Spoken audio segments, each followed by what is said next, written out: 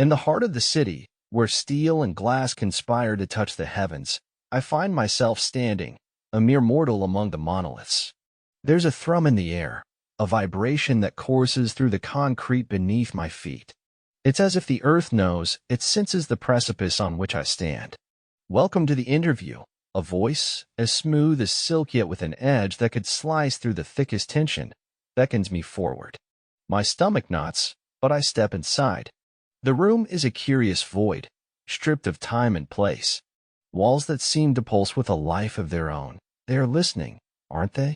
The air is thick with the weight of unspoken stories, and there stands my inquisitor, an enigma swathed in shadow. Do you judge based on one's action or one's intention? The question hangs in the air like a mist.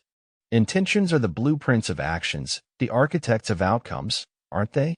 But the world sees only the building, not the plan. I've always believed that. Intentions, I say, my voice steady, are the roots of our actions. They matter. But we must not forget that the fruits of our actions are what the world tastes, what history remembers. The pen, it dances across the page, a silent critic of my words. Another question unfolds. What about the damned? Does placing judgment on a person in hell make you a bad person? Judgment, I begin, is a delicate balance. It's not about good or bad. It's about understanding. To judge someone is to claim you know their story, their pain, their choices. But the fact that this place exists, and if someone is here, perhaps judgment has already been passed. My role wouldn't be to judge again, but to understand and to oversee justice as it has been defined. Then, a query that chills the marrow of my bones, can a person's past be overshadowed by their present? I pause, collecting my thoughts. The past is a ghost that shapes our today. It's a teacher, not a jailer. We must learn from it, but not be chained to it. The present is where change happens, where choices are made. To ignore one's capacity for change is to deny the very essence of humanity. The air shifts, a palpable change in the atmosphere, as if my words have summoned a storm. A revelation unfurls like the wings of some ancient, mythical beast. This is no ordinary interview.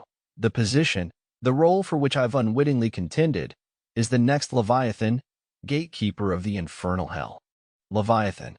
The word rolls off the tongue, a title that both exalts and condemns. To be the arbiter between the damned and their damnation, what a curious twist of fate. Am I prepared to shoulder such a burden, to judge not on mortal scales, but on those balanced by the weight of eternal consequence? The interview concludes, the questions cease, and I am left in the silence of my own contemplation. The mantle of Leviathan, a crown of judgment and insight, awaits.